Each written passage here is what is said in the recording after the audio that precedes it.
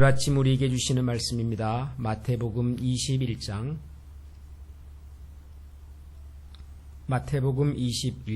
23절부터 31절까지를 한 절씩 교독하겠습니다. 마태복음 21장 23절부터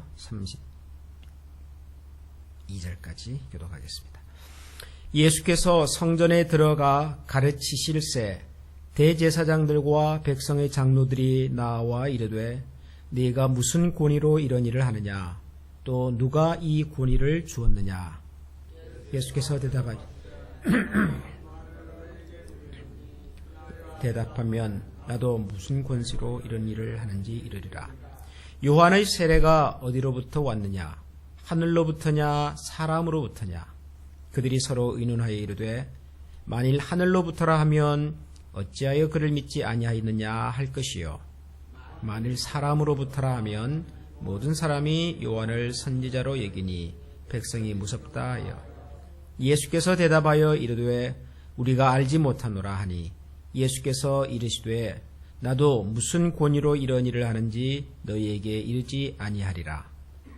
그러나 너희 생각에는 어떠하냐?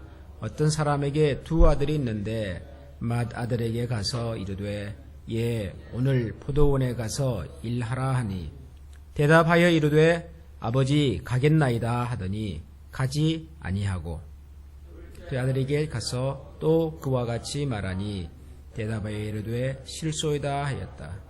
그 후에 뉘우치고 갔으니 그들 중의 누가 아버지의 뜻대로 하였느냐? 이르되 둘째 아들이니이다. 예수께서 그들에게 이르시되 내가 진실로 너희에게 이르노니 세리들과 상녀들이 너희보다 먼저 하나님의 나라에 들어가리라.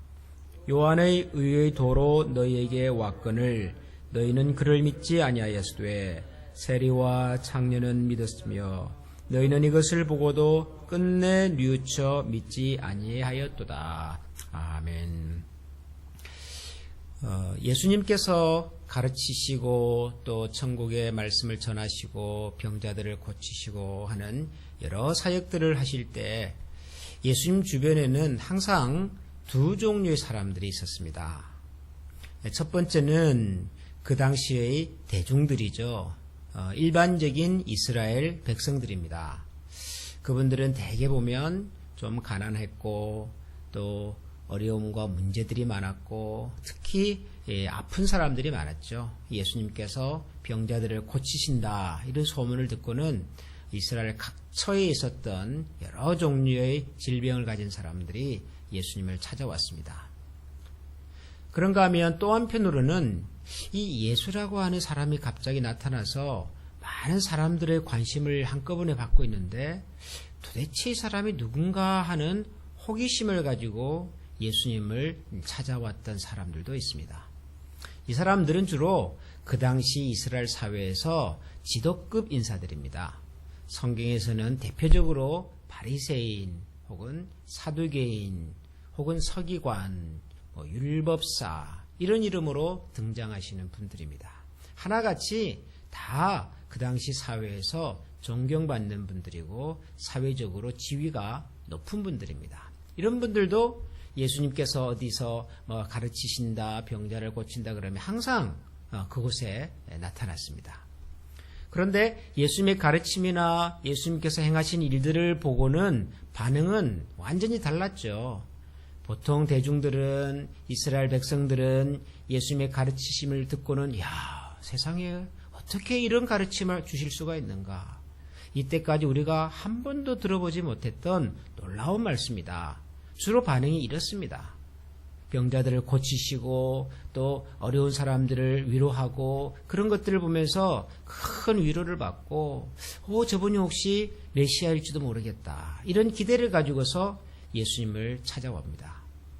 그런가 하면 예수님에 대한 호기심을 가지고 찾아왔던 분들은 항상 예수님의 말씀이나 행동을 이렇게 비판적인 시선으로 늘 쳐다봅니다.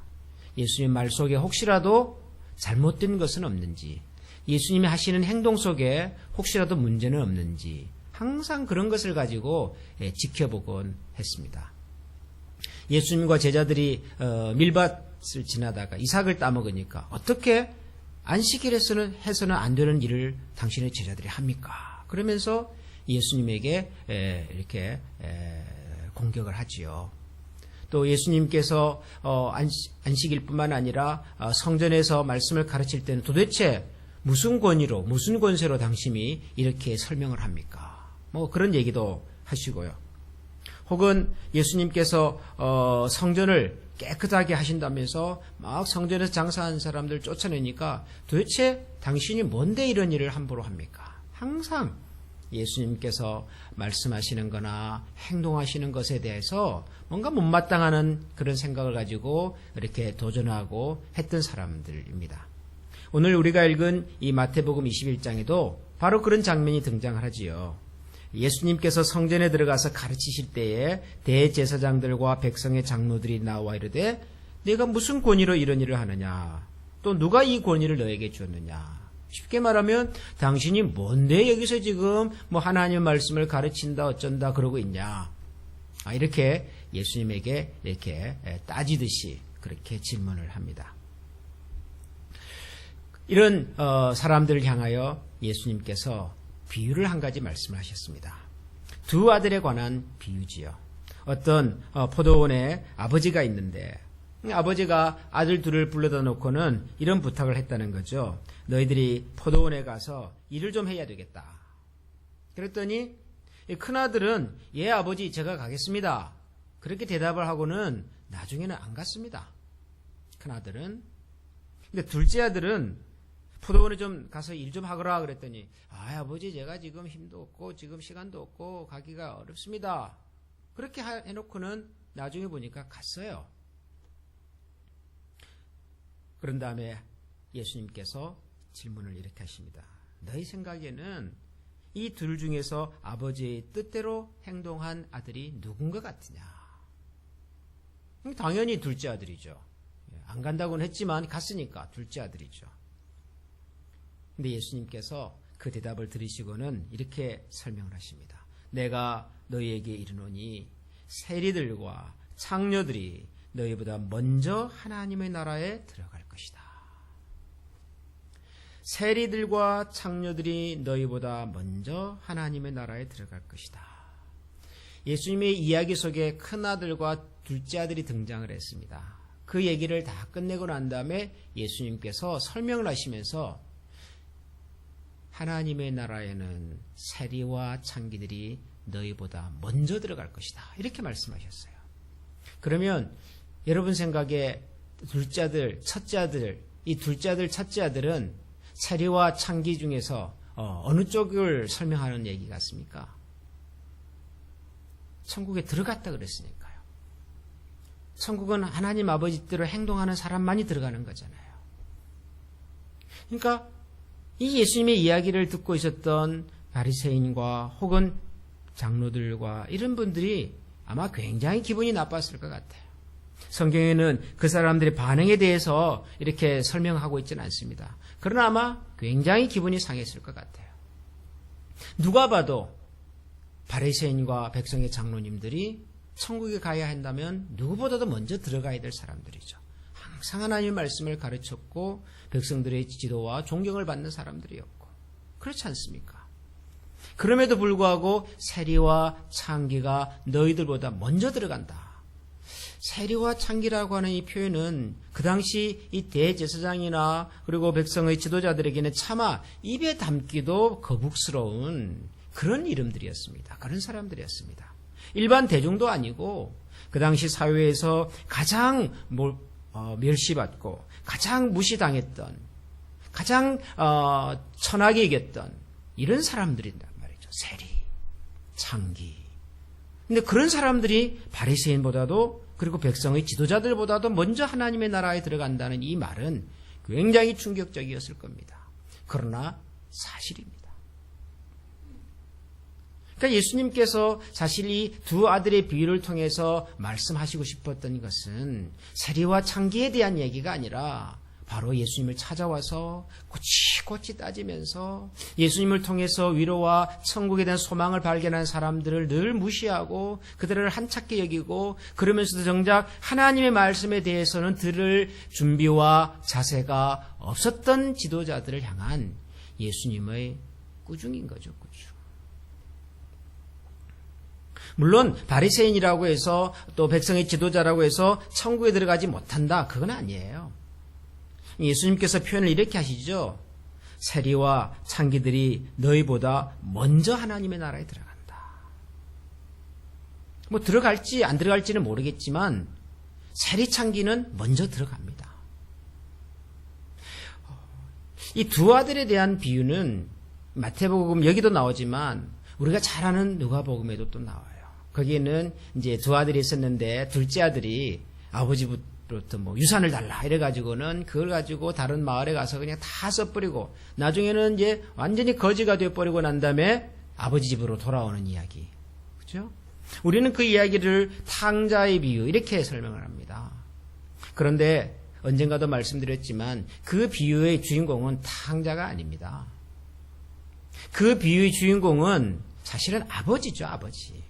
그럼에도 불구하고 그런 아들을 기꺼이 맞아주시는 아버지. 그런데 이 아버지를 얘기하시는 이유는 사실은 큰아들 때문이었습니다. 그러니까 이 탕자의 비유기 속에 등장하는 이 세 부자는 참 묘한 관계에 있는 거죠. 큰아들은 누구를 상징했을까요? 오늘 우리가 읽은 이 마태복음 21장에 나오는 두 아들의 비유하고 똑같은 거예요. 그때도 큰아들은 이스라엘의 지도자들입니다. 자기들은 아무런 문제가 없다고 생각하고 항상 아버지 곁에서 항상 아버지의 말씀을 들었고 항상 순종했다고 믿었던 지도자들, 바리새인들. 우리가 뭐 잘못한 게 있습니까? 탕자는요. 늘 아버지에게 고민거리와 아픔만 주고 아버지가 가진 재산을 다 가져가서 써버렸던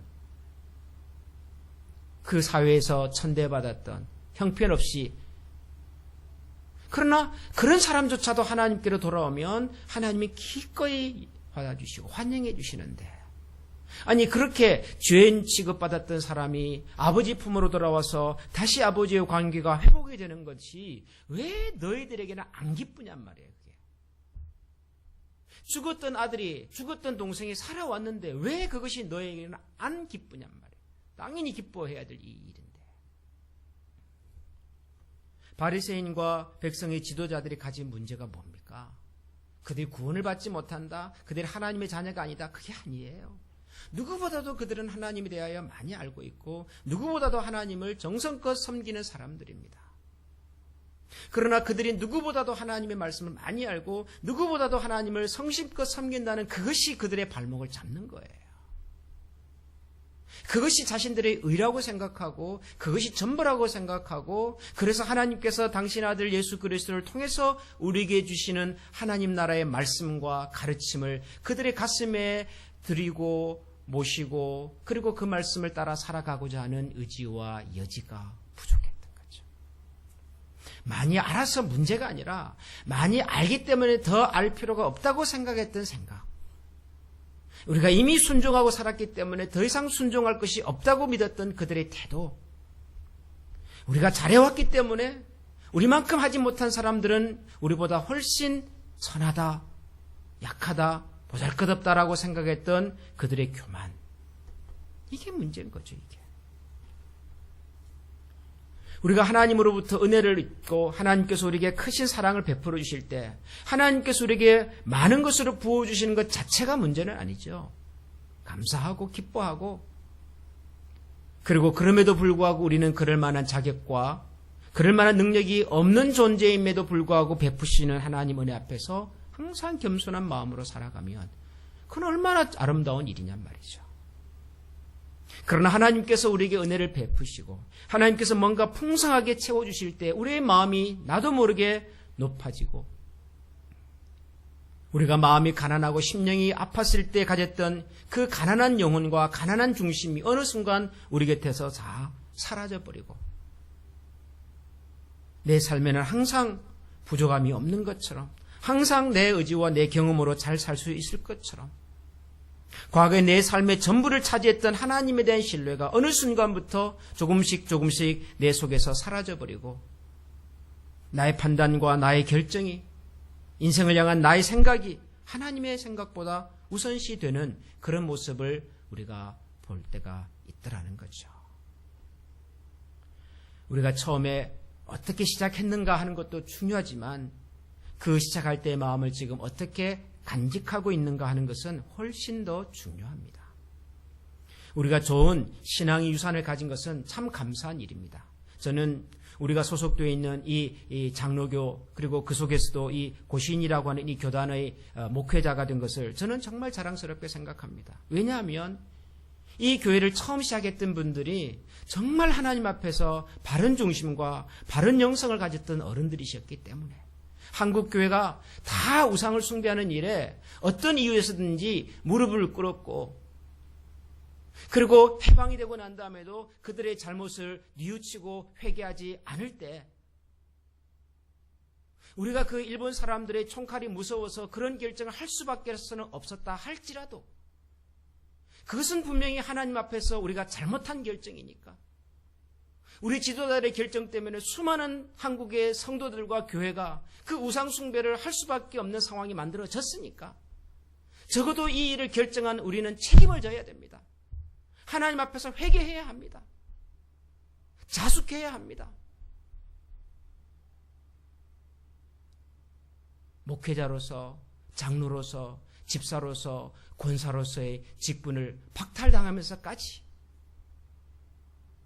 그래야 한국의 교회가, 조국의 교회가 소망이 있고 하나님이 우리를 다시 긍휼히 여겨주실 겁니다.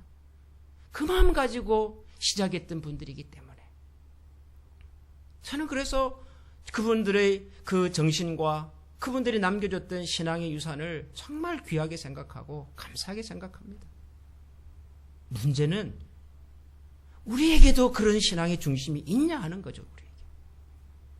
그런 면에서 저는 부끄러워요. 우리에게 좋은 신앙의 유산을 주신 분들은 자랑스럽고 감격스럽지만 그분들 얘기만 하면서 우리 속에는 정작 그분들이 가졌던 희생과 그 하나님의 말씀에 대한 중심에 반도 없는 우리의 모습은 정말 부끄러울 때가 많거든요. 우리 신앙의 선배들을 통해서, 또 우리 교회를 처음 시작하셨던 어른들의 그 희생과 헌신을 통해서 우리에게 주어진 아름다운 이 신앙의 유산과 그리고 전통들 감사히 여기면서, 동시에 우리 속에 여전히 살아있는 영성으로 하나님의 말씀에 대한 순수함과 그리고 신뢰함으로 오늘도 겸손하게 하나님의 말씀 앞에 다가갈 수 있는 그런 우리 자신이 될 수 있도록, 내 마음속에 하나님께 나아가는 것을 혹시라도 방해하거나 부정하거나 그것을 어렵게 만드는 우리의 경험과 우리의 업적과 우리의 성취들을 그리스도의 십자가 앞에 다 내려놓고 이번 한 주간도 하나님의 은혜와 말씀으로 한 걸음 한 걸음 걸어가는 그런 우리 모두가 될 수 있기를 소원합니다. 우리 시간에 이런 마음을 가지고 한번 다 같이 통성으로 기도하겠습니다. 사순절의 두 번째 주간을 시작합니다. 지난 한 주간 은혜를 베푸신 하나님 감사합니다. 또 한 주간을 시작하면서 동일한 하나님의 은혜와 말씀이 우리 10년 가운데 찾아오기를 기대하면서 우리 기도하십시다. 혹시라도 우리 속에 하나님의 말씀을 순수하게 듣고 순종하는 일을 방해하는 것이나 그것을 가로막는 것이 혹시 있다면 하나님 우리의 마음을 정결케 해주시도록 하나님의 말씀 앞에 순수함으로 정직함으로 듣고 순종하는 우리 자신이 되게 해달라고 기도하십시다. 우리의 첫 걸음을 축복하신 하나님, 끝까지 첫 신앙과 첫 마음과 첫 열정을 잃지 않도록 해달라고 우리 시간 한번 다 같이 마음을 모아서 기도하겠습니다.